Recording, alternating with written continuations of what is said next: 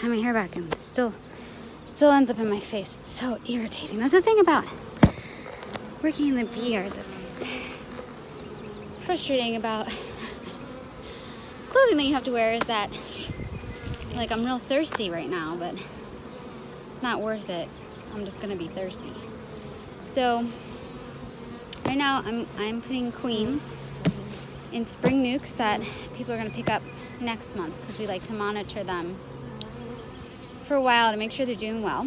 And right now we did 10 Italians, and now I'm almost done with 20 Carniolans. And so far all the queens have been alive, which is really good because sometimes they aren't, they don't survive shipping.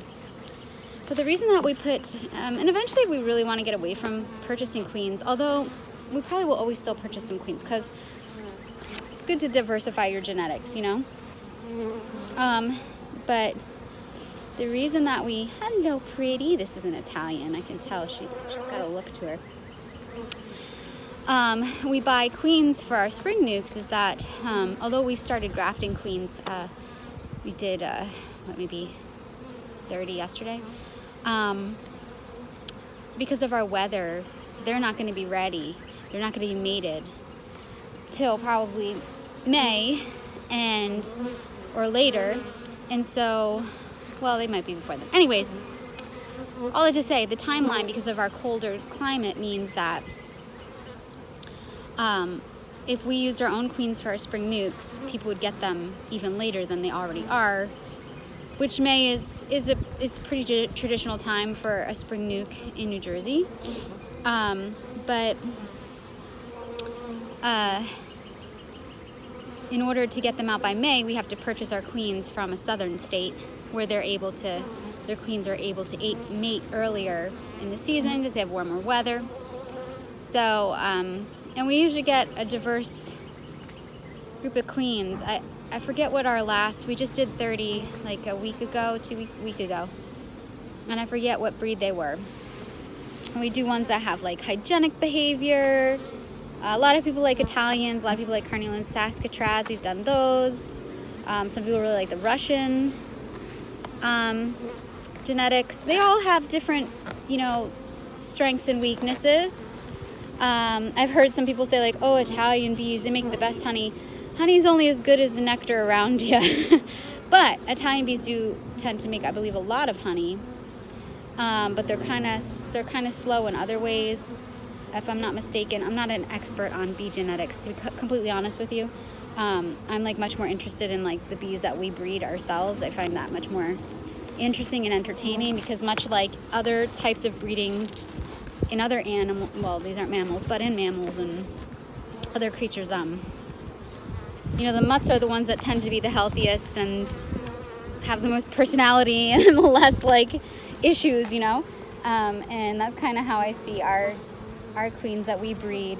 We're looking for, and it's tricky with bee genetics, right? Like if you get into any kind of breeding, it's the same thing with chickens and sheep and goats, any kind of breeding. It's not just straightforward. You're like, oh, I have a good hen and I've got a good rooster, so if I breed them together, like I like the color of the eggs that this hen lays, so I'm going to breed her and then her babies will lay that color. Well, not necessarily. Genetics don't necessarily work that way. And when you have like our queens, we try to graft from queens that have shown favorable tendencies. They're nice, they're sweet, they survive the winters well. They just show good behaviors.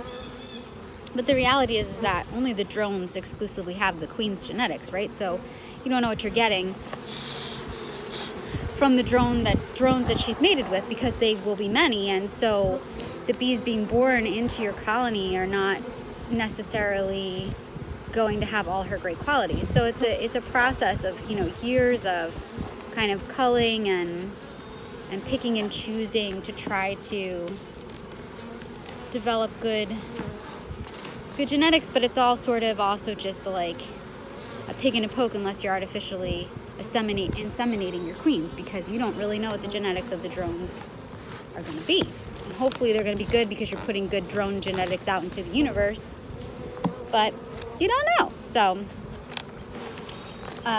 but people seem to have a lot of success with our bees. Tim's like he's super like over the top with his expectations of everything.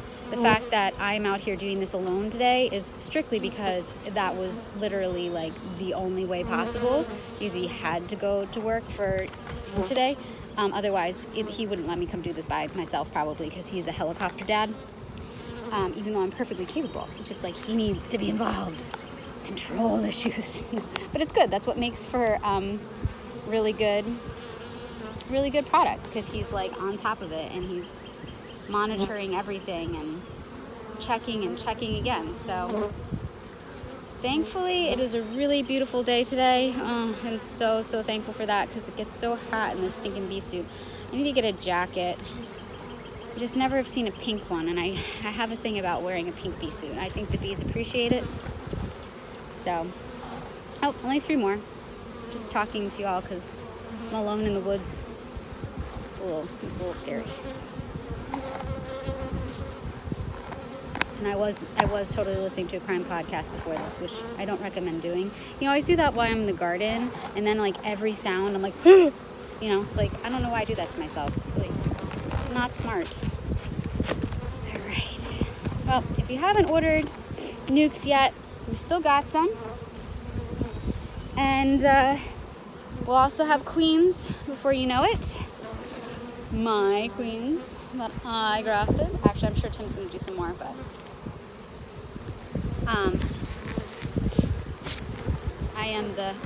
I'm the family grafter. It's my favorite. I really like doing it. So you have to have good eyesight. I hope I continue to have good eyesight for a long time, but you have to have good eyesight, and I don't think I have a particularly steady hand, but a fair enough steady hand. It's a little like delicate, technical. I enjoy it. All right, I'm gonna finish up. Thanks for keeping me company.